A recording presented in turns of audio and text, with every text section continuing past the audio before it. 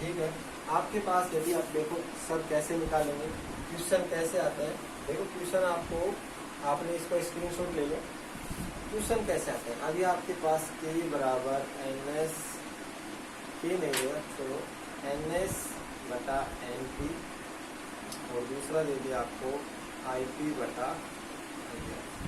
अब इसमें आपको आई एस दे दिया जाए 10 एम्पियर, ठीक है, आई पी दे दिया जाए 5 एम्पियर, एन पी टर्मिनल संख्या दे दिया जाए 200।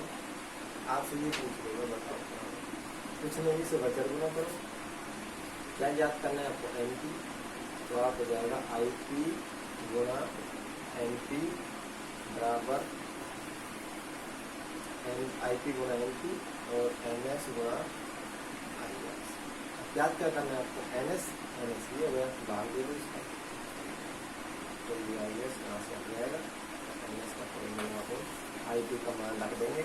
आई पी कितना है देखो, आई पी देखो इसमें से ये आई पी 5 गुणा एन पी कितना है, एन पी 200, ठीक है, आई एस कितना है 10, जीरो काट कर 5 दूनी 10, यानी कितने टर्न हो गए 100 आर पी। ठीक है स्टूडेंट, आपको ये क्वेश्चन समझ में आ गया होगा। आपके जो भी ट्रांसफार्म से क्वेश्चन आपको आएंगे, आपको अभी तो ट्रांसफार्म के बारे में आइडिया वाले स्टूडेंटों से मैं ये थोड़ा निवेदन कर रहा हूँ, देखो जो भी मैंने उस क्लास में पढ़ा दिया है उससे आप छोड़ो, आप अगले से, अब जैसे मैं शुरू से ही पढ़ा रहा हूँ, आप सभी को शुरू से ही पढ़ना है, आपको याद और करना है कि ट्रांसफार्म के बारे में मैंने आपको ये बता भी दिया है, वो बेसिक जो भी आपको इम्पोर्टेंट जो क्वेश्चन आते हैं इसमें से ऐसे क्वेश्चन बनते हैं आपके रेलवे में, आई टी में, ठीक है।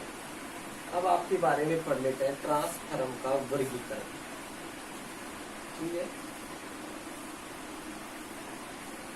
देखो आप कुछ भी दिल में कुछ क्वेश्चन आ रहा है, क्योंकि आप जब तक हमें, क्योंकि आप वैसे तो आप सामने बैठे नहीं बोल सकते हो, जैसे चपर जब ये उठ के सर ये नहीं आ रहा, सर ये नहीं आ रहा, आप इतनी हिम्मत है नहीं, आप मोबाइल में से आ सकते हो हमारे पास, ठीक है, मोबाइल में से तो आ नहीं सकते, लेकिन हम आपको जरूर ये मौका देंगे ट्रांसफार्म का वर्गीकरण। थोड़ा ऊपर लिख देते हैं, इसे मैं थोड़ा शॉर्ट कट लिख देता हूँ,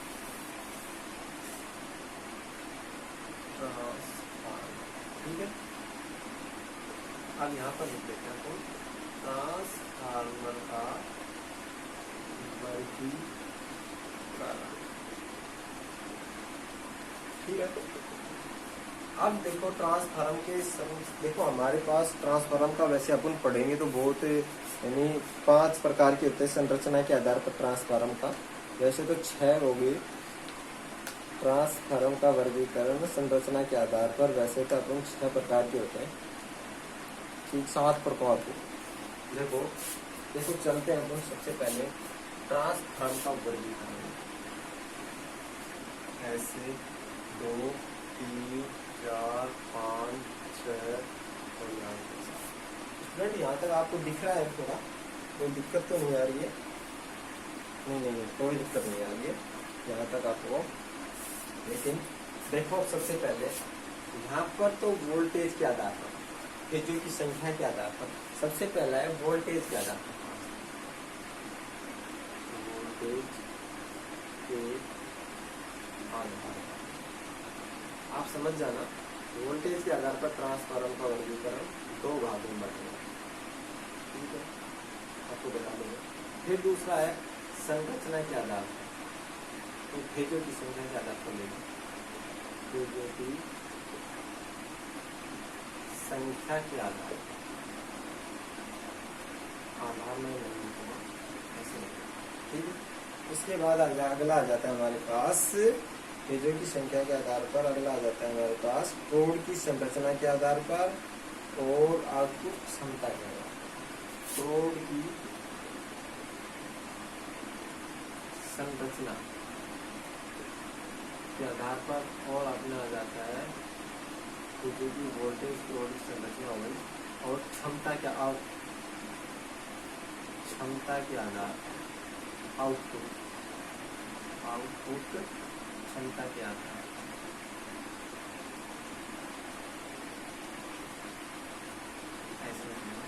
आप समझ जाना, ठीक है।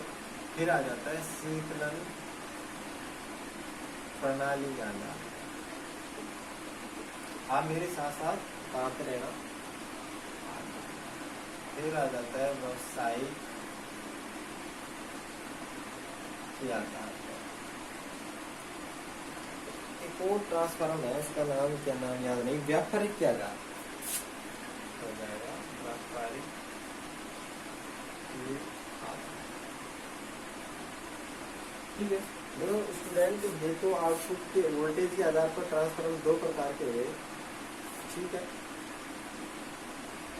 उसके बाद हमारा आउटपुट संरचना के आधार पर तीन प्रकार के हो गए, फेजों की संख्या के आधार पर दो प्रकार के हो गए, शीतलन प्रणाली के आधार पर तीन प्रकार के हो गए, ठीक है। हाँ, व्यापारिक के आधार पर भी और व्यापारिक के आधार पर भी दो प्रकार के हो गए, और व्यावसायिक के आधार पर भी अपने पास दो प्रकार के हो गए, ठीक है। आपको स्टूडेंट जो भी, देखो आप इसे उतारो पहले। ट्रांसफार्मर का वर्गीकरण 7 भागों में बांट दिया गया है अपने पास। वोल्टेज के आधार पर, फेजों की संख्या के आधार पर, करोड़ की संरचना के आधार पर, आउटपुट क्षमता के आधार पर, शीतलन प्रणाली के आधार पर, व्यवसाय के आधार पर और व्यापारिक के आधार पर, ठीक है।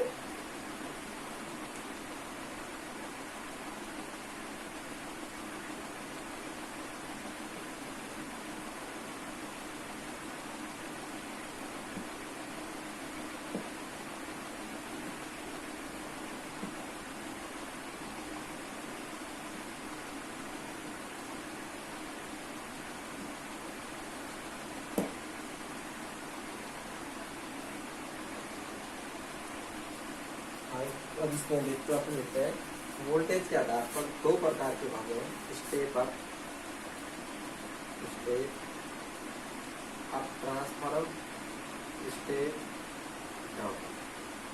याद हो गया? कुछ नहीं, स्टेप अप ट्रांसफार्मर के बारे में हम आपको बताएंगे।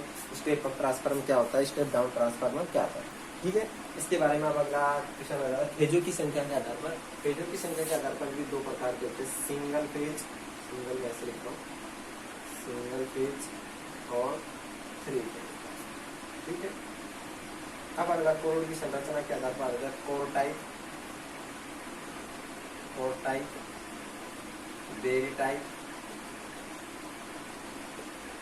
और सेल टाइप। शीतलन प्रणाली के आधार पर देखो वायु, जल, तेल, वायु, जल, तेल और एक और है, क्या नाम है उसका स्टूडेंट है,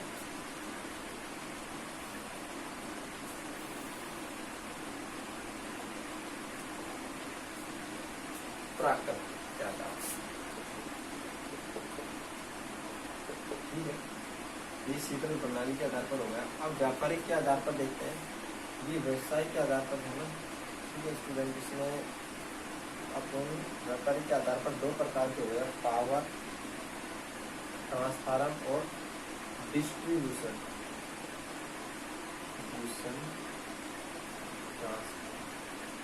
ये व्यवसाय के आधार पर हमारे काम तो नहीं आता, लेकिन अपन इसे स्थापना के आधार पर ट्रांसफार्मर लिखें, स्थापना के आधार पर ट्रांसफार्मर, इंडोर और आउटडोर, इसे अपन स्थापना, सॉरी स्थापना के इंडोर, इंडोर और आउटडोर,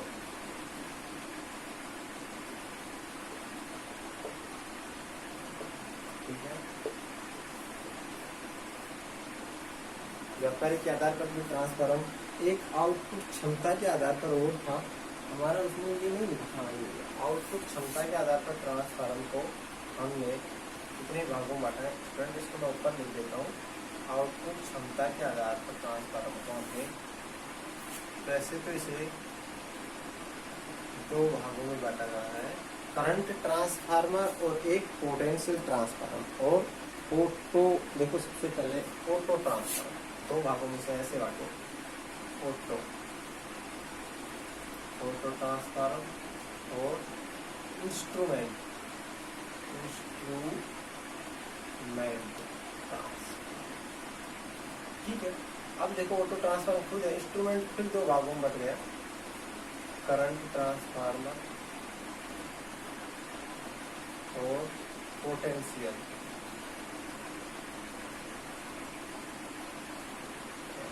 ठीक है, ये ट्रांसफार्मर का वर्गीकरण हो गया। आपको कोई दिक्कत आनी आ रही है तो हमें बताओ कि आपको कुछ समझ में नहीं आ रहा, एक पर मैं बोल के बता देता हूँ। अब देखो गौर से, ट्रांसफार्मर का वर्गीकरण 7 भागों में बांटा गया। आउटपुट के आधार पर, आउटपुट उत्तेजक संख्या के आधार पर, प्रोडक्ट संरचना के, आउटपुट क्षमता के आधार पर, शीतलन प्रणाली और स्थापना के आधार पर व्यापार करना है। देखो आउटपुट वोल्टेज के आधार पर स्टेप अप स्टेप डाउन होता है। आपको क्वेश्चन पूछ लिया जाता है, बताओ कि वो वोल्टेज के आधार पर ट्रांसफार्मर कितने भागों में बांटा गया है। आपको ऑप्शन में दे दिया जाएगा इसमें से core type, berry type, shell type और सेल टाइप बताओ, core type, berry type, step up step down. ठीक है, आप आंसर क्या होगा, स्टेप अप और स्टेप डाउन। ठीक है, अगला क्वेश्चन हमारा आ जाता है, बताओ कि आउटपुट क्षमता के आधार पर ट्रांसफार्मर का वर्गीकरण कितने भागों में बांटा गया है। आप क्या बताओगे, आउटपुट क्षमता के आधार पर ट्रांसफार्मर कितने वर्गीकरण भागों में बांटा गया है। 2 प्रकार की बताओगे आउटपुट क्षमता के आधार पर, ऑटो ट्रांसफार्मर और इंस्ट्रूमेंट ट्रांसफार्मर। ठीक है, ऑटो ट्रांसफार्मर क्या होता है, इसमें एक कुंडली होती है, आपको बता दिया गया है वैसे क्लास में।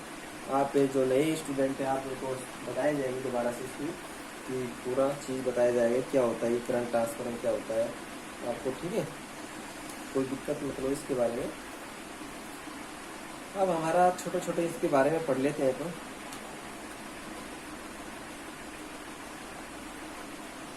इसे उतारो आप।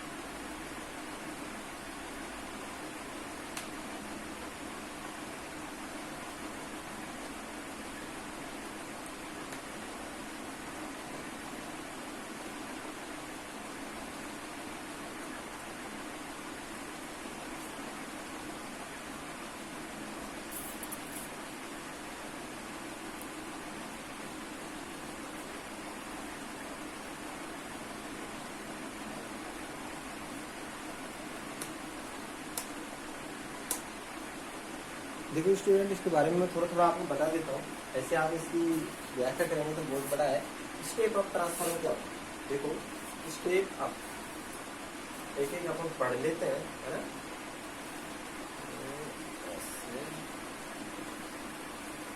मैं इसका यहाँ पर आपको विस्तार से बता रहा हूँ स्टेप अप के बारे में। नंबर 1, स्टेप अप ट्रांसफार्मर क्या होता है, यानी जो कि ऐसा ट्रांसफार्मर जिसमें वोल्टेज का मान निम्न से उच्च होता हो। जैसे मैंने ऐसे ट्रांसफार्मर जिसमें मैंने 240 वोल्ट दिया ट्रांसफार्मर को, ठीक है, और हमें ये कितना प्राप्त हो रहा है, 11 kV। ठीक है, ऐसे ट्रांसफार्मर में यानी क्या कर रहा है, ये निम्न को उच्च में बदल रहा है। ऐसे ट्रांसफार्मर को हम क्या कहते हैं, स्टेप अप ट्रांसफार्मर। अब स्टेप डाउन आ जाता है, स्टेप डाउन। स्टेप डाउन के बारे में अपन थोड़ा सा पढ़ लेते हैं। स्टेप अप डाउन भी ये होता है, 11 kV हमारे पास है और हमें जरूरत है 240 वोल्ट की, तो अपन क्या करेंगे, स्टेप डाउन ट्रांसफार्मर लगा देंगे। यदि उच्च वोल्टेज को निम्न वोल्टेज में कन्वर्ट करना, इसका तो क्या हो गया, निम्न टू उच्च। ठीक है, इसका क्या हो गया, उच्च टू निम्न। वोल्टेज में जो परिवर्तित करता है उसे अपन स्टेप अप और स्टेप डाउन ट्रांसफार्मर। आपको समझ में आ गया होगा, कोई दिक्कत आई नहीं। ऐसे तो आपको कुछ भी प्रॉब्लम आ जाए कि आप व्हाट्सएप ग्रुप में हमें बताएं और कमेंट में आप लिखें कि सर हमें ये समझ नहीं आ रहा, हम आपको जरूर बताएं। ठीक है, step up step down transformer के बारे में हो गया।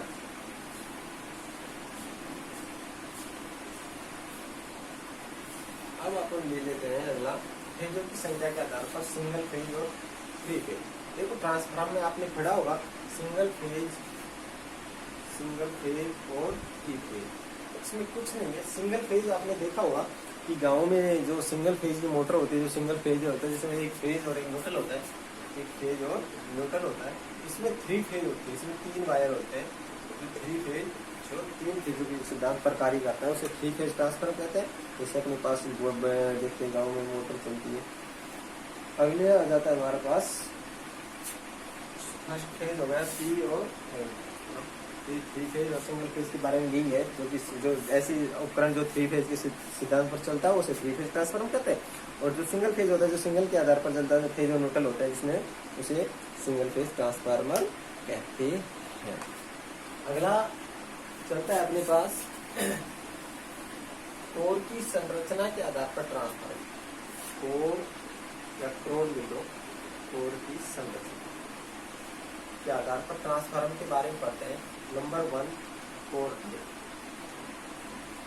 Type, berry type. आपने देखा होगा ये ट्रांसफार्मर कहाँ यूज लेते हैं, कोर टाइप यानी कोर की संरचना क्या था। देखो ये अपने जो जंगल इलाके होते हैं वहाँ पर कोर टाइप ट्रांसफार्मर होता है, छोटे होते हैं, उनको जोड़कर अपन यदि यहाँ पर छोटे छोटे उपकरण ट्रांसफार्मर ले जाते हैं वहाँ पर अपन दूर यानी जैसे पहाड़ी इलाकों में मैदानी क्षेत्रों में ये से ऐसी जगहों में ये ट्रांसफार्मर यूज लेते हैं। कोर टाइप ट्रांसफार्मर कोर ले जाते हैं अपन वहाँ पर बना लेते हैं, ठीक है। यानी कोर टाइप ट्रांसफार्मर यही होता है। और कोर के बारे में थोड़ा बहुत अपन नेक्स्ट अपन जो क्लास में चालू तो बता देंगे। वैसे भी हम आपको वैसे कोर टाइप और सेल टाइप और बेरी टाइप 3 प्रकार के ट्रांसफार्मर ये ऐसे यूज नहीं लेते हैं, इसके बारे में कोई क्वेश्चन भी नहीं आता है स्टूडेंट। अगला टॉपिक हमारे पास आउटपुट क्षमता के आधार। ये भी हमारा इम्पोर्टेंट। आउटपुट क्षमता के आधार पर ट्रांसफार्मर को 2 भागों में बांटा गया है, ऑटो ट्रांसफार्मर और दूसरा क्या है इंस्ट्रूमेंट। ऑटो ट्रांसफार्मर देखो इसके बारे में कुछ नहीं है, इसके बारे में आपको क्या पढ़ना है, इसमें केवल क्या होती है एक वाइंडिंग होती है, ठीक है। इसमें एक ही वाइंडिंग होती है, ये जैसे मैंने ऐसे बनाया ये वाइंडिंग होगी। अब इसमें ये तो इनपुट हो गया, अब आउटपुट लेना है तो हम यहाँ से ले लेंगे। ये यानी जो इनपुट है जिसे बोलते हैं आउटपुट, इसे बोलते हैं इनपुट, ठीक है। ये इनपुट हो गया, ये आउटपुट हो गया। ये जो इसमें एक ही इम्पोर्टेंट क्वेश्चन बनता है कि आप बताओ निम्न में से कौन से ट्रांसफार्मर में केवल एक वाइंडिंग होती है, ठीक है।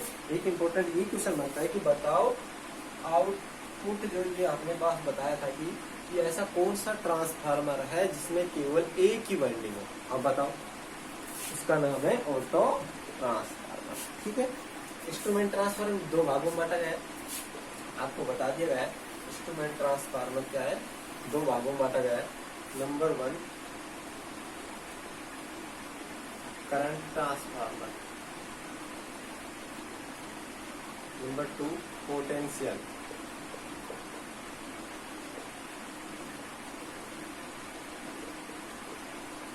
ठीक है।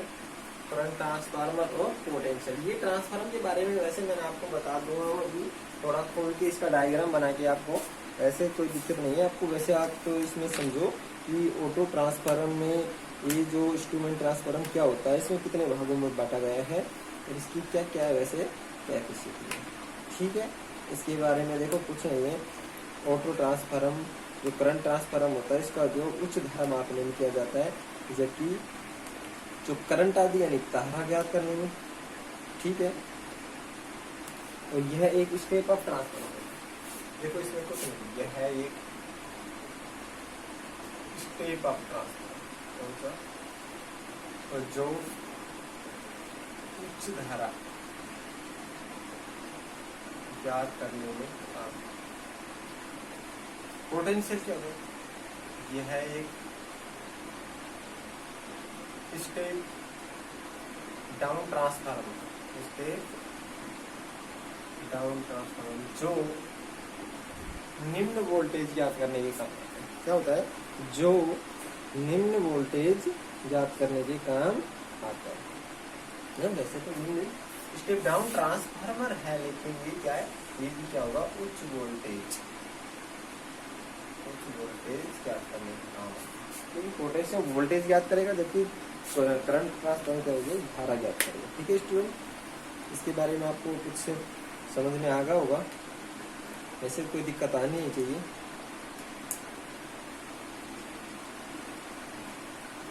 इसे उतारो आप।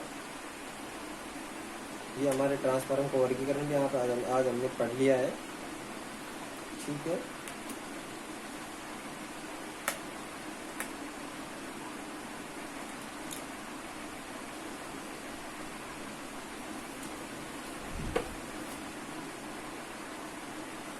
कुछ हम महत्वपूर्ण बातें और पढ़ लेते थोड़ी थोड़ी ट्रांसफार्म के बारे में।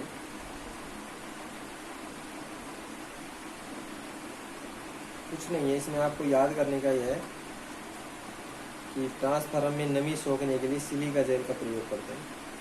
नमी सोखने के लिए आपने इसको उतार लिया होगा।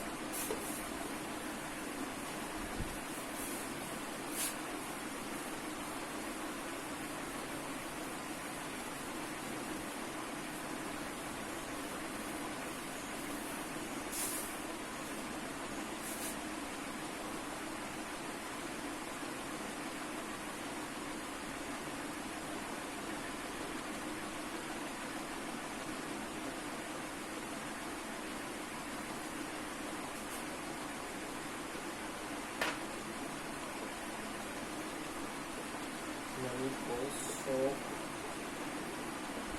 के लिए सिलिका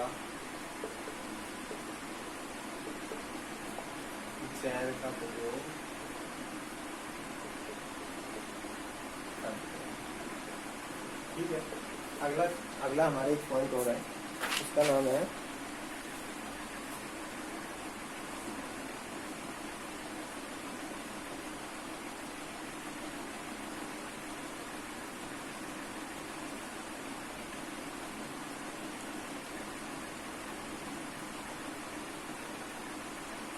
कुछ नहीं, लगभग यही है जो भी अपन ज़्यादातर इम्पोर्टेंट यही वैसे ही टॉपिक है, वैसे कुछ नहीं।